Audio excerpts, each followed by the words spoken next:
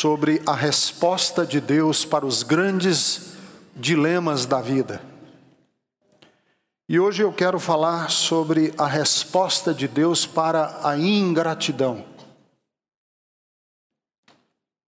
Lucas, eu vou pedir a Elisângela que leia para nós Lucas 17, de 11 a 19. Ela está aqui do meu lado direito. Elisângela, Lucas 17, de 11 a 19. A caminho de Jerusalém, Jesus passou pela divisa entre Samaria e Galileia. Ao entrar no povoado, 10 leprosos dirigiram-se a ele. Ficaram a cerca de distância e gritaram em alta voz: Jesus, mestre, tem piedade de nós. Ao vê-los, ele disse: vão mostrar-se aos sacerdotes. Enquanto eles iam, foram purificados. Um deles, quando viu que estava curado, voltou, louvando a Deus em alta voz. Prostrou-se aos pés de Jesus e lhes agradeceu. Este era samaritano. Jesus perguntou: não foram purificados todos os 10? Onde estão os outros 9? Não se achou nenhum que voltasse e desse louvor a Deus, a não ser este estrangeiro? Então ele disse: levante-se e vá, a sua fé o salvou. Amém. Obrigado. Vamos orar. Querido Deus,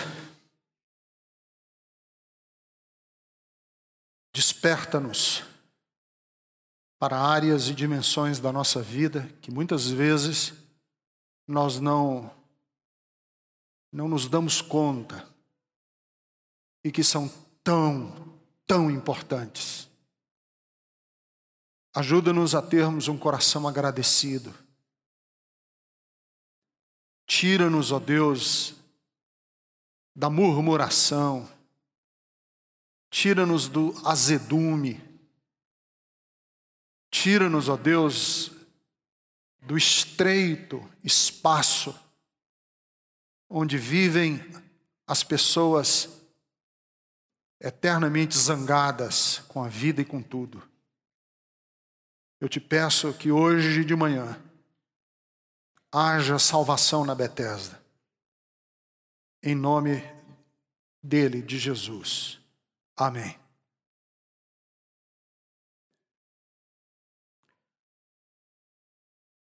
O texto diz que a caminho de Jerusalém, Jesus passou numa estreita faixa que separava a Samaria da Galileia. Um grupo de leprosos dirigiu-se a ele e pediu: mestre, cura-nos.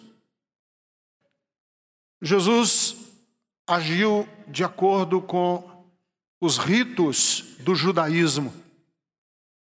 Disse: vão se apresentar ao sacerdote. E eles, em obediência, foram. No caminho, eles viram que estavam curados. Dos 10,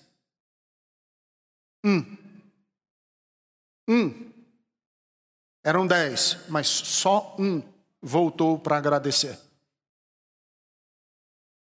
Jesus perguntou a ele, disse: não eram 10? Porque só um voltou.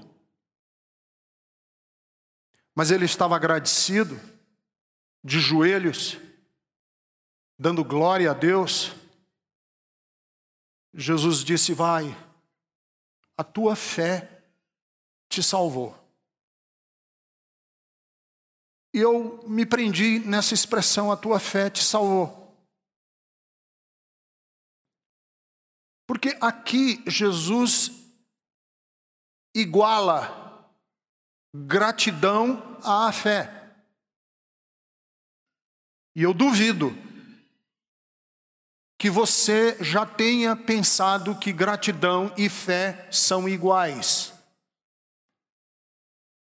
A gente acha que fé é uma coisa e gratidão é outra. Jesus disse: você foi grato E porque você foi grato, você foi salvo. Salvo por quê?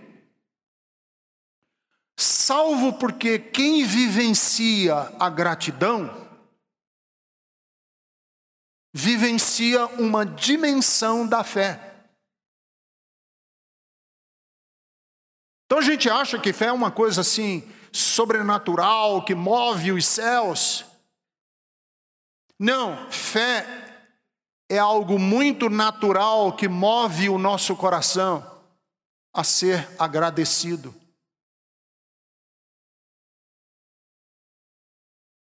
Por isso é que em Hebreus capítulo 12, no versículo de número 28, está escrito: portanto, já que estamos recebendo um reino inabalável, sejamos agradecidos e assim adoremos a Deus de modo aceitável. Então vejam, em Hebreus o texto diz que você só consegue adorar a Deus de um modo aceitável se você aprender a ser agradecido.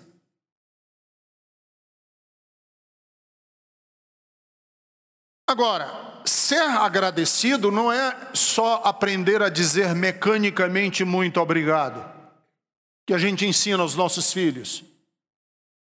Quando as minhas filhas e o meu filho eram pequenos, eu ensinava-os sempre que eles recebiam alguma coisa a dizer, que a gente dizia a palavrinha mágica. Por favor, a expressão mágica, né? Por favor e muito obrigado.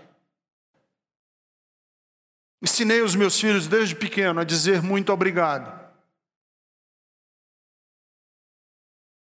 Porque gratidão não é só isso que eu ensinei para os meus filhos, é uma atitude de alma. É um valor que nós incorporamos a nós mesmos que nos salva. Jesus disse para o leproso: você voltou e foi agradecido, e isso lhe salvou.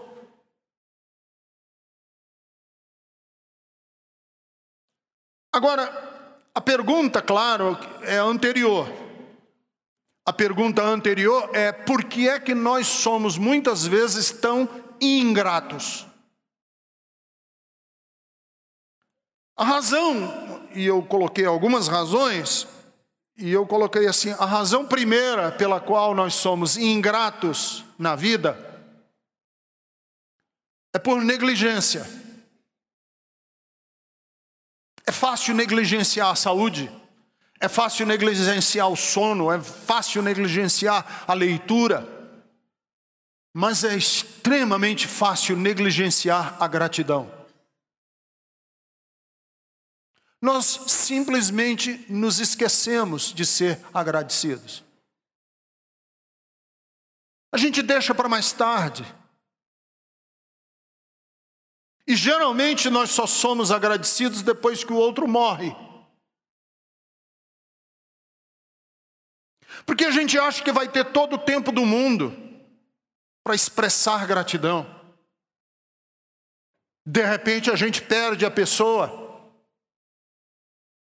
A vida dá uma guinada e nos leva por caminhos, e a gente perde os outros caminhos que outrora a gente estava desfrutando, e a gente diz: puxa vida, eu ali, né, é a famosa musiquinha lá, eu era feliz e não sabia. Por que eu não fui agradecido naquela época? Pelo que eu tinha, pelo que eu vivenciava. Agora a gente negligencia, a gente é negligente. Por isso é que na carta aos Colossenses, Paulo escreveu no capítulo 3, versículo de número 15, que a paz de Cristo seja o juiz no coração de vocês. E visto que vocês foram chamados para viver em paz, como membros de um só corpo, sejam agradecidos. É uma ordem. Em outras palavras, Paulo diz assim: já que você tem consciência que faz parte do corpo de Cristo, não negligencie, não despreze a gratidão. E o salmista, no Salmo 103, no versículo de número 2, ele chama a atenção à própria alma dele. Ele diz para a alma dele assim: minha alma, bendiga ao Senhor. E minha alma, não se esqueça. Eu gosto de quando o salmista chama a atenção da alma dele. Não se esqueça de nenhum dos seus benefícios. Em outras palavras, minha alma, não seja negligente. Não deixe para depois o agradecimento. Não jogue para frente, porque a oportunidade de ser agradecido, a gente perde.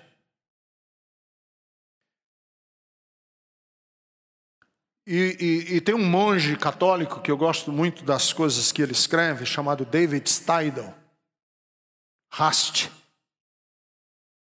E eu quero ler um trechinho, só um parágrafozinho que ele escreveu, que eu achei muito lindo.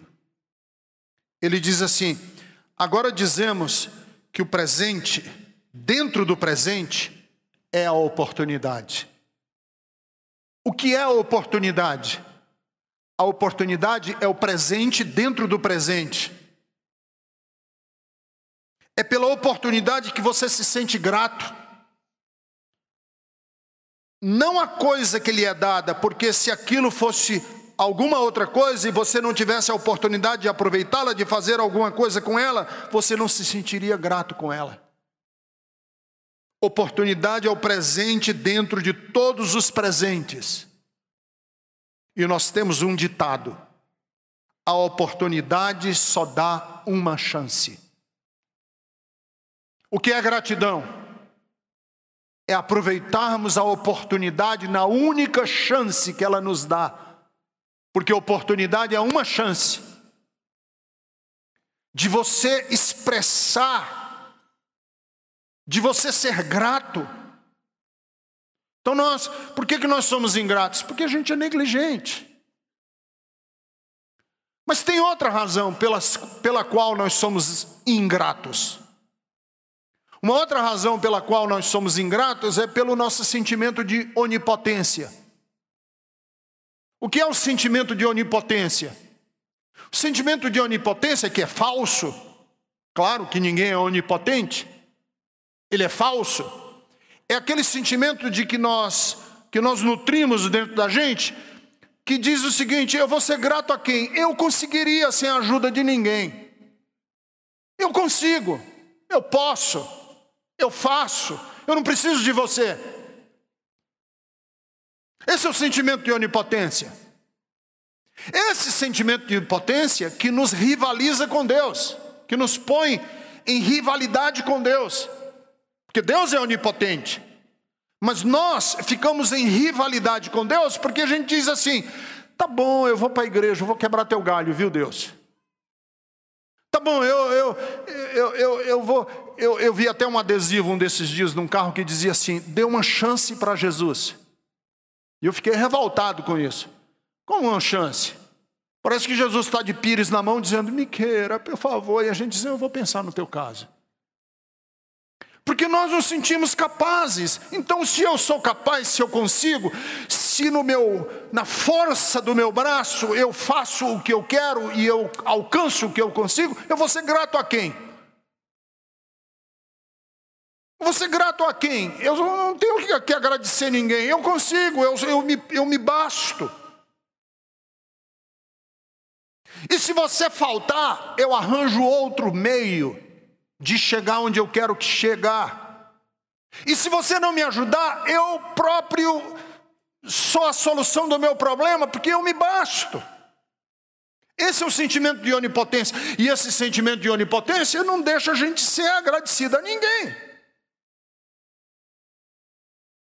Agora, quantas coisas na nossa vida aconteceram e que não dependeram da nossa onipotência? Quantas coisas na sua vida aconteceram e que não dependeram diretamente de você? Quantas coisas você tem na sua vida e que você não fez por onde merecer? Que você não trabalhou por ela? Que você não teria como chegar a ela se outras pessoas não fossem grandes, magnânimas, bondosas? Quanto de você teria? Essa noção da gratuidade. Eu não merecia, eu não fiz nada por onde. Gera em nós gratidão. E a sensação de que eu posso, eu tenho como, eu me resolvo, eu me basto, eu me garanto, não dá gratidão a ninguém. Você tem o carinho dos seus pais. E eu quero usar essa palavra carinho, gratidão, não pelo que o outro fez, mas gratidão pelo que o outro fez com carinho. Porque, claro, quem tem um sentimento de onipotência, quando alguma pessoa faz alguma coisa por você, você diz assim, não fez nada mais do que sua obrigação. Então eu estou num restaurante, o garçom me serve, não vou ser grato a ele está ganhando 10% da conta, ele ganha lá do patrão dele. Ó, meu amigo, você não está fazendo mais nada do que a sua obrigação em me servir, viu, garçom? Eu estou no hospital, a enfermeira está tratando de mim. Não, você não está fazendo mais nada do que a sua obrigação. Esse é o seu trabalho, você é enfermeira, o hospital lhe paga, eu estou pagando. Mas carinho, a deferência, o carinho com que o garçom me tratou foi além do profissionalismo. O cuidado, a ternura do enfermeiro ou da enfermeira que está tratando de mim, isso não está no contrato de trabalho. E eu preciso ser grato pelo carinho.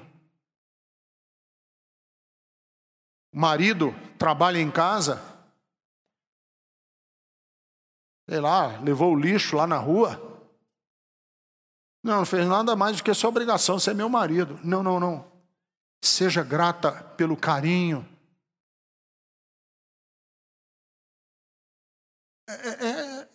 Gratidão que nos esvazia da nossa onipotência.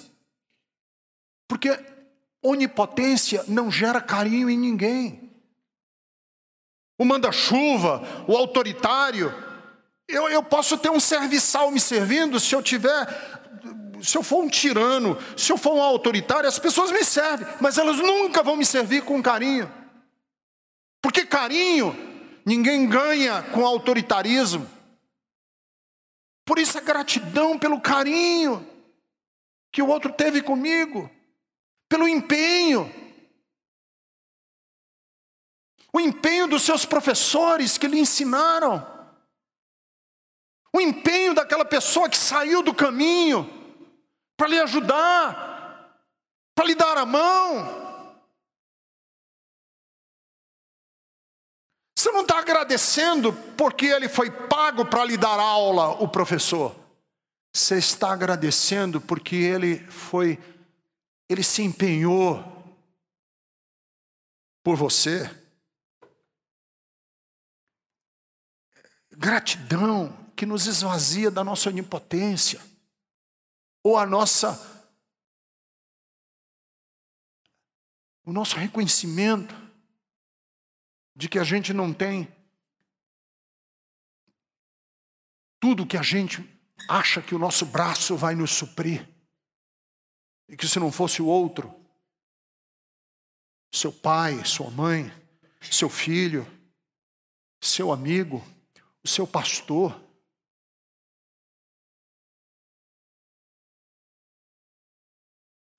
Por que nós somos ingratos? Terceiro, por insatisfação. Nós somos ingratos por negligência, nós somos ingratos por sentimento de onipotência, e nós somos ingratos porque nós somos insatisfeitos. A gente vive insatisfeito com tudo.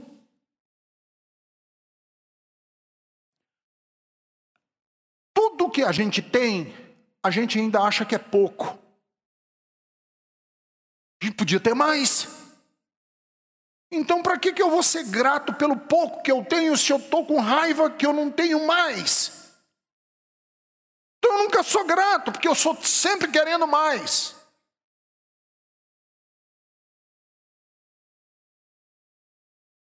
E a gente conhece um grande número de pessoas que têm tudo para serem felizes e não são felizes, por mais que tenham. Eles querem algo a mais ou querem mais da mesma coisa.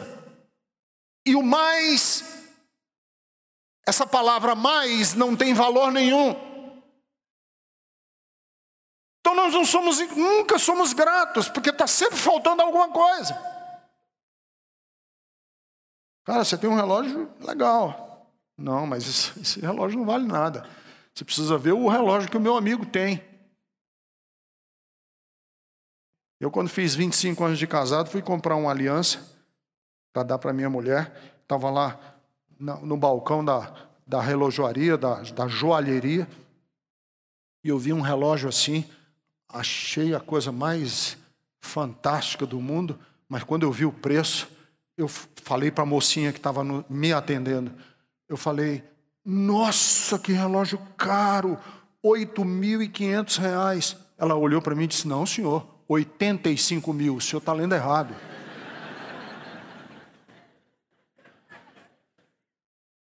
O senhor leu errado, 85 pilas por um relógio.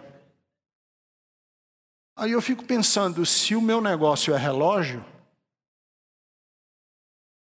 se eu tivesse comprado um relógio de 8.500, eu estaria muito insatisfeito, porque tem um de 85 mil. E se meu negócio é relógio, se eu compro um de 85 mil, eu não vou estar grato por ter um de 85 mil, porque tem relógio de 200 mil. E a gente nunca é agradecido, porque nós estamos insatisfeitos. A gente é insatisfeito com a casa que tem, com os móveis que tem, com as pessoas que nos rodeiam, com a igreja que a gente tem. A gente é insatisfeito, nunca basta. E eu tenho uma sensação de que tem gente que vai reclamar do paraíso. Sério. Tem gente que vai dizer, Deus, eu sei lá, essa temperatura aumenta mais um pouco.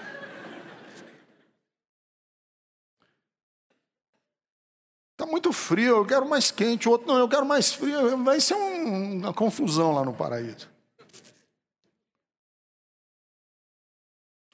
Por que nós somos ingratos? Porque a gente não está satisfeito com o que tem. Quarto, por que nós somos ingratos? Por egocentrismo. A gente acha que Deus fez o mundo e o Big Bang aconteceu no nosso umbigo. Deus fez o mundo a partir do meu umbigo. Eu sou o centro do universo. Então, como eu sou o centro do universo, eu mereço.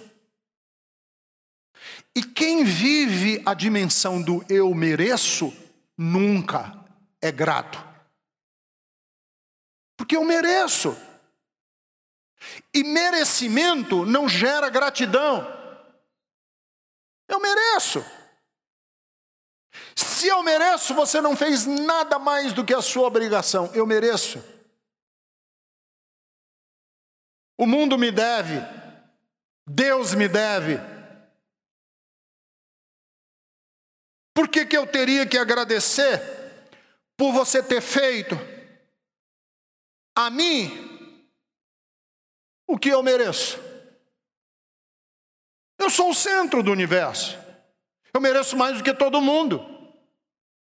Sim, pode ter favela, tem gente morrendo em cortiço, tem gente morrendo no Hospital do Câncer. Sim, tem gente padecendo hoje nas delegacias em busca de entes queridos que estão sumidos. Sim, mas eu não, porque eu mereço. O mundo gira em torno de mim. Ou você não percebeu ainda? Que eu sou o cara, que a minha família é a família, que eu é que tenho que ter toda a atenção do céu. Ora, se o céu me deve atenção, imagine você. Essa é a sensação do ingrato.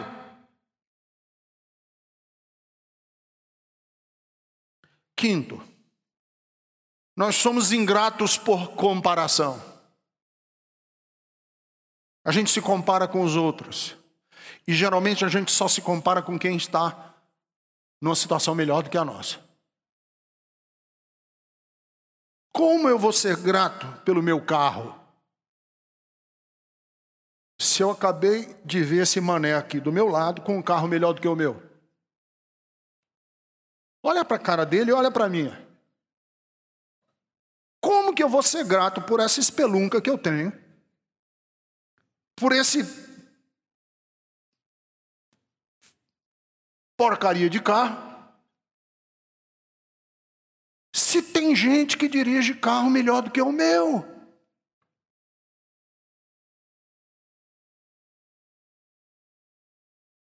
Como eu vou ser grato pela minha sorte, se a sua sorte é melhor do que a minha? E o cruel dessa lógica é que na vida nós vamos sempre encontrar, sempre você vai encontrar na vida pessoas que são mais ricas do que você. Você sempre vai encontrar na vida gente que é mais bonita do que você. Acredite. Você vai sempre encontrar na vida gente que é mais famosa do que você. E à medida que o tempo passa, você vai encontrar gente que é mais nova do que você. Claro. E aí, por comparação, nós nunca somos gratos. Nunca. Porque a gente sempre tem alguém que está numa situação, entre aspas, grandes aspas aí, melhor do que a nossa.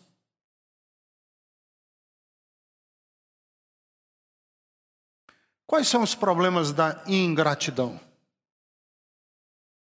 O que ingratidão tem de tão ruim? Por que ingratidão é tão ruim? Primeiro, porque ingratidão nos coloca num mundo pequeno. Claro, o mundo do egocêntrico é bem pequenininho, só cabe ele. Acaba a compaixão, a solidariedade. Acaba a capacidade de você celebrar a vida do outro. A ingratidão gera um mundo pequeno. Você nunca celebra ninguém. Porque você está sempre pensando assim, por que não eu? Por que não fui eu? Por que ele ganhou e eu não ganhei? Por que ele passou e eu não passei? Por que ele tem e eu não tenho? Por que Deus abençoou ele e não me abençoou? É um mundo pequenininho, restrito. E é um mundo restrito porque você nunca tem ninguém que você é agradecido. Eu não tenho ninguém para agradecer coisa nenhuma na minha vida. Todo mundo só fez por mim o que... É um mundo pequeno, é um mundo restrito. E é um mundo avarento. Segunda coisa horrível do ingrato é que ele é muquirana. Ele é avarento. Aquela piada, né? O sujeito era tão avarento que ele atravessou o Oceano Atlântico a nado, com Alka-Seltzer na mão e não derreteu. seguro. Por quê? Porque o avarento é sempre venha a mim. É sempre o que você pode fazer por mim, nunca o que eu posso fazer por você. O ingrato, ele vive na lógica do mínimo. O que eu vou fazer por você? O mínimo que eu puder.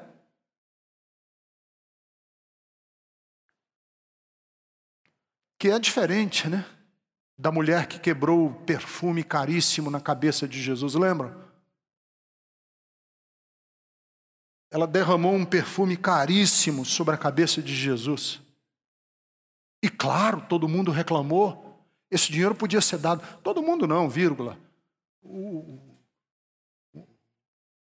maldito do Judas. Claro, esse dinheiro podia ser dado para os pobres. Por quê? Porque a lógica do ingrato é o seguinte: o mínimo que eu puder fazer para me desvencilhar dessa responsabilidade, melhor ainda. E essa, eu diria, é uma dor que eu tenho como pastor, de perceber quantas pessoas que fazem parte da minha igreja são ingratas à Betesda. Ingrato não pelo que a Betesda faz, mas pelo carinho que a Betesda faz. Ingrata não porque eu prego aqui todo domingo, o Vili prega, o pastor Eliel prega, pastora Jerusa prega. Não é essa ingratidão. É que você não percebeu que nós nunca subimos no púlpito dessa igreja sem nos preparar, sem antes passar os pontos da nossa mensagem para o PowerPoint. Isso leva tempo, isso é carinho. Podia ser feito de outra maneira e você nem perceberia a diferença. Isso é carinho. E você não tem essa gratidão. Por quê? Porque a sua gratidão, a sua lógica é a lógica do avarento. Eu vou dar o mínimo possível para receber o máximo que eu puder, porque o mundo gira em torno de mim. E ele não está fazendo mais do que a obrigação dele.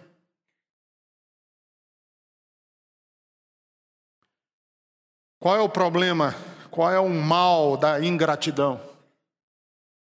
A ingratidão acaba com o contentamento. A ingratidão acaba com o contentamento. Uma pessoa ingrata é uma pessoa descontente. Porque nada é suficiente, nada basta. E quando acaba o contentamento, acaba a paz. Quem não tem contentamento não tem paz. E a pessoa que não tem contentamento é uma pessoa eufórica, superativa. Ativismo é fruto da ingratidão, correndo em busca do que não sabe nem direito o que é. E eu escrevi um texto no meu site. Você que nunca visitou meu site, você é bem-vindo. Convido você a ler www.ricardogondim.com.br. E eu escrevi um texto chamado Contentamento. Deixa eu ler para vocês. Contentamento não resulta de posse ou de desempenho. Contentamento brota dentro da gente e vem da virtude de saber distinguir entre necessidade e desejo. Satisfação ou insatisfação tem a ver com a força da inveja.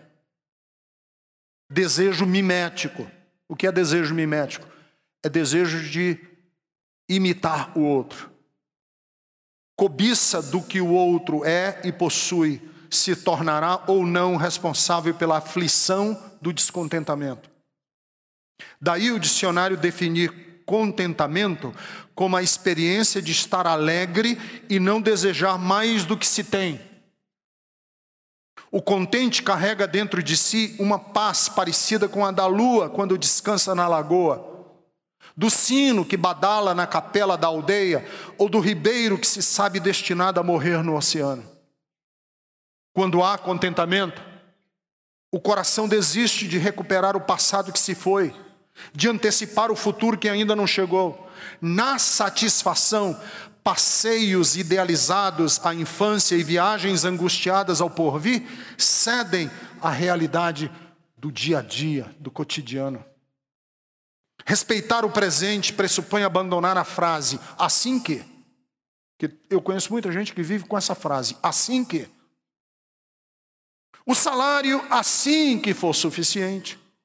A casa assim que estiver terminada. Assim que terminar a faculdade. O casamento assim que o primeiro filho chegar. O mundo idealizado tem força de gerar escravidão. Basta que se torne ponto de fuga e não de mobilização. Felicidade encara os fatos e pode exigir renúncia, desobediência ou revolta. Mesmo que não tenha acontecido exatamente como sonhada, a vida vale cada segundo. O contente sabe. Quando a existência não se desenrola como planejado, não é necessário que se desdobrem os esforços para curvá-la aos nossos caprichos infantis. O caminho para o contentamento passa necessariamente pela simplificação. A gente precisa mesmo de 236 canais de televisão? Zapear aumenta em que o nível de felicidade? Qual é a alegria que o milésimo par de sapatos pode produzir? Existe diferença real entre um vinho de 2.000 e um de 6.000 dólares? Quando corpos esculpidos em academia de ginástica perderão o encanto. Lievin, personagem de Ana Karenina de Tolstói, afirmou: eu me regozijo com o que tenho e não me atormento com o que não tenho. Depois de se dar conta de que não era correto pensar em si, Lievin perguntou a Stepan Arcadite sobre o desenrolar da vida. Arcadite se referiu à busca da felicidade na mulher ideal como uma conta matemática. Não sei que matemático falou que o prazer não estava em descobrir a verdade, mas em procurá-la. Essa procura, entretanto, por não ser exata como uma equação, pode ser fatal. Basta que ela se perca tanto na subjetividade como na intensidade. Quem encarna o ideal? Daí a necessidade de se considerar com cuidado a energia na busca da pessoa e do objeto que nos trará a satisfação total. A maneira como os recursos existenciais se espalham na caça da alegria pode gerar o manipulador, o ganancioso e o eternamente infeliz. Se aceitamos o que é sem idealizar o que está além, prosseguimos, passo a passo, na aventura de viver. E sempre que a realidade é respeitada, estamos no espaço divino onde habita o contente. Eu não posso ter um iate ancorado em Mônaco.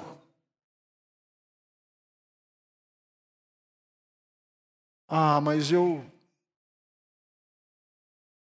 tenho que ter um iate. Não, você não tem. Isso é um desejo seu. Mas os nossos desejos não precisam se cumprir.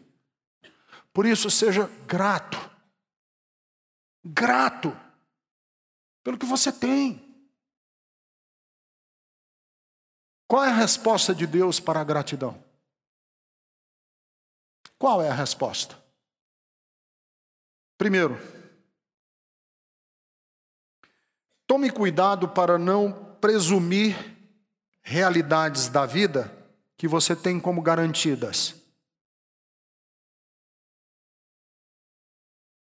Tome muito cuidado para você não negligenciar, presumir realidades da vida que você tem como garantidas. Por exemplo, eu tenho garantido minha saúde. Mas a minha saúde está garantida? A sua está garantida? Eu tenho garantido a presença da minha mulher junto comigo, dos meus filhos. Mas a presença da minha mulher, dos meus filhos comigo, está garantida? Tá?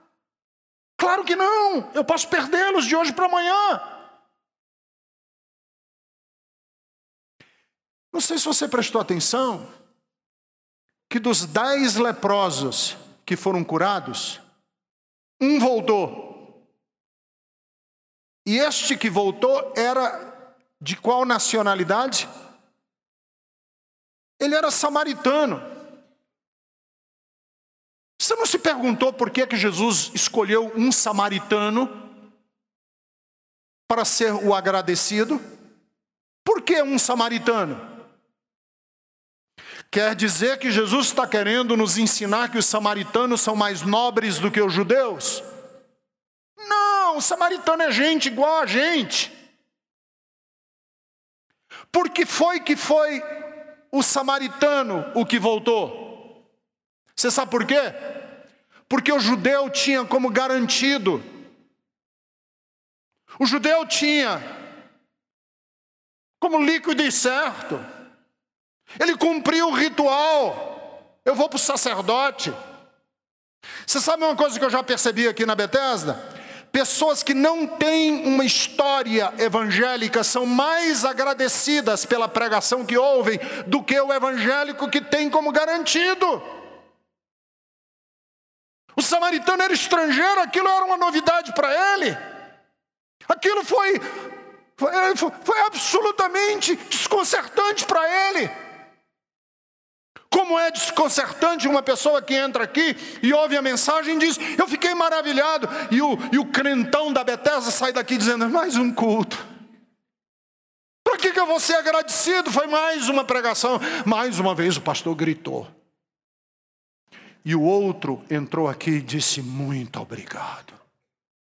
Muito obrigado. Porque tem um provérbio na Bíblia que diz assim: para a alma farta,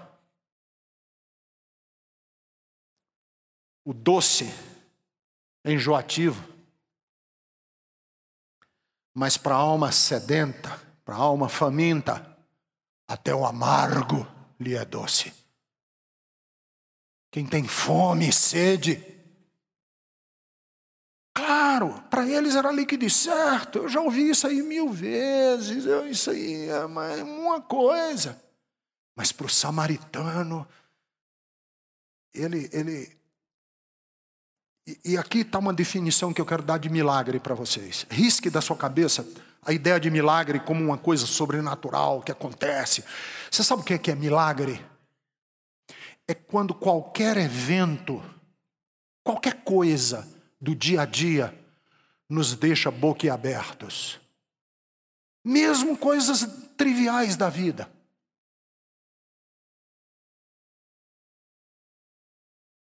E esse monge católico que eu citei hoje, ele disse que ele passou um tempo na África, numa aldeia que não tinha água, não tinha luz. Para beber a água eles tinham que ferver. A energia não tinha. A vela era uma vela vagabunda que deixava uma fuligem no ar. E ele voltou para o mosteiro dele na Europa. E quando ele acendeu a luz, e a luz acendeu, ele disse que ficou. E aí o que foi que ele fez? Ele escreveu embaixo de todos os interruptores de luz da casa: muito obrigado. Para ele não esquecer de agradecer o milagre de ter lâmpada acesa em casa. O milagre de abrir uma torneira e sair água. O que é milagre? É qualquer coisa que nos aconteça na vida e que a gente dê a elas o valor da gratidão. Isso é um milagre. A água, o sol, o dia a dia, o gesto de carinho. Nós já estamos rodeados de milagres. O que precisa é um coração agradecido, ver esses milagres. A comida que você tem na mesa, o pôr do sol, a noite. Eu passei um tempo na Índia e e fiquei hospedado num centro de retiros da igreja metodista. Mas a Índia tem um negócio esquisito com a Índia, que eles não são muito higiênicos. E eu fiquei hospedado nesse centro de retiros lá, e quando o pastor me mostrou o travesseiro, ele estava tão amarelo de baba, de gente que tinha babado nele, que eu fiquei olhando para o travesseiro e pensando assim, como é que eu vou conseguir dormir nesse travesseiro? Aí eu abotoei uma camisa minha, forrei de toalha e vesti o travesseiro com a minha camisa para poder dormir à noite. Voltei para o Brasil e deitei minha cabeça no meu travesseiro, e o cheirinho da minha casa, aquilo era um milagre para mim. Esse milagre de agradecer pelas coisas triviais. Isso, a resposta de Deus é: olhe para o samaritano. O que Jesus fez por ele o deixou embasbacado, e por isso ele foi grato. No dia em que você perder a capacidade de ficar embasbacado com o Evangelho, com a mensagem de Jesus, com as verdades da Bíblia, quando o seu coração desacelerar na hora do louvor e você está preocupado se vai ou não beber água, ou passar a próxima mensagem de torpedo para o amigo, acabou-se a gratidão. E você é um dos 9 que não voltou. Tome cuidado para não se deixar levar pela cultura, pela ambiência. Vejam, 10 foram curados, 1 voltou. Esse 1 foi uma resistência numa cultura de 9. 9 formaram uma outra cultura. Qual foi a cultura que eles formaram? Esse cara aí se pretende ser profeta de Deus, não fez nada mais do que a obrigação dele. Mas 1, e esse 1 é uma expressão de resistência. Nós vivemos num mundo de ingratos. Nós vivemos num mundo em que a gente paga para ser servido. Nós vivemos num mundo em que as relações são relações de troca. E nas relações de troca, vale sempre a lógica do capitalismo. O maior benefício pelo menor preço. Mas teve 1 que venceu a cultura, que rompeu com a maioria. Qual é a resposta de Deus? Rompa, seja diferente, faça diferente. Nutra um coração agradecido. Um solitário entre 9. O clima era ir numa direção, e ele resolveu ir na outra.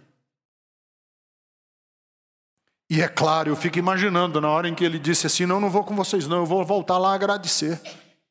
O que os outros 9 ficaram dizendo para ele?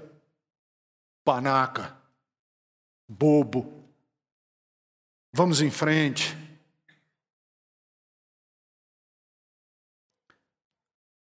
Qual é a resposta de Deus para ingratidão? Lembre-se, você não irá muito longe se você não voltar para agradecer quem lhe deu a mão. Porque Jesus disse: levante-se e vá. Pode ir embora. Mas a atitude do homem no coração dele era assim: eu não posso ir muito longe. Eu não iria muito longe. Eu não teria como ir muito longe se eu não tivesse voltado para lhe agradecer. Porque o ingrato nunca vai longe. Jesus disse: vai, pode ir. Ele disse: mas não, eu não iria muito longe se eu não voltasse para lhe agradecer. E creiam-me, o ingrato nunca vai muito longe.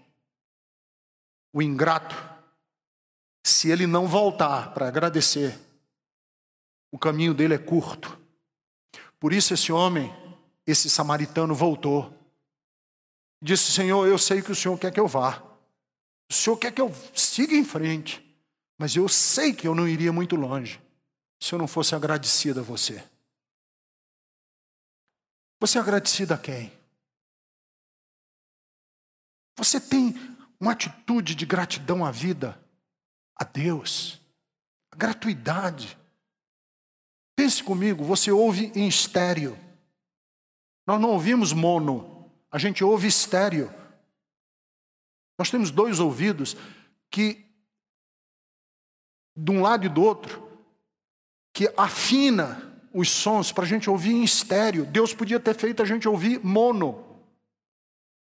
Você não vê preto, branco e cinza como as televisões de antigamente. Você ouve, você vê colorido. Deus podia ter feito você com um olhar preto, branco e cinza, e você nunca nem saberia a diferença. Pense comigo na bênção dos amigos que você tem, da vida que você tem. Pense comigo que você acordou hoje de manhã, que você está aqui. Você diz: mas eu tenho muitos outros problemas. Eu sei, todo mundo tem. Olha o mundo, olha o tanto de problema que existe no mundo. Você não está só, o mundo não gira em torno de você. Seja agradecido.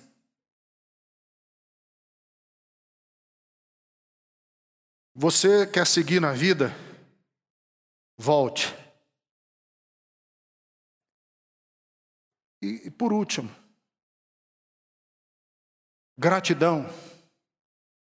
Lembre-se que toda boa dádiva, como disse Tiago, todo dom perfeito, todo presente que a gente tem veio de Deus. Tudo que você tem na vida veio de Deus. Por isso, esse samaritano se jogou aos pés de Jesus.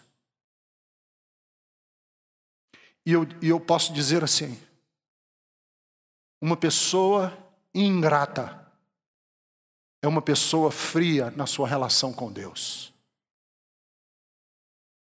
Porque tudo que a gente tem é graça. Paulo diz isso na sua epístola aos Romanos: sou o que sou pela graça. O que eu tenho é graça. Porque onde estaria a minha vida se Deus não tivesse feito o seu sol e a sua chuva caírem sobre justos e injustos? Onde estaria você? Tudo é que você tem é graça. Seja agradecido. Seja agradecido pelo tempo que você tem. Seja agradecido pelas pessoas que você tem, pela vida que você tem. Seja agradecido porque você ficou velho. Eu conheço muita gente idosa que vive reclamando: esse negócio de ficar velho. Você ficou velho, cara. Isso é uma bênção. Você podia estar morto. Claro, você ficou velho. Isso é uma bênção. Celebre. Eu estou com aquela idade do condor. Vivo com dor. Pois celebre. Eu estou com câncer. Mas você está aqui hoje. Mas meu filho morreu. Celebre os 4 meses que você teve com seu filho. Celebre os 12 anos de vida que você teve com a sua filha. Celebre os 21 anos de vida que você teve com seu filho e com a sua filha. Celebre o tempo que você teve. Tudo é motivo da gente celebrar e ser grato. Mas eu perdi. Celebre, porque na perda você aprendeu a ser resiliente, a perseverar, a ter coragem, a enfrentar a vida. Celebre, a vida tem que ser celebrada, porque senão nós vamos nos amofinar numa eterna reclamação, amargurados, tristes, ingratos, e a vida vai virar um inferno, e Jesus quer salvar você. Jesus disse para esse samaritano: a sua gratidão lhe salvou.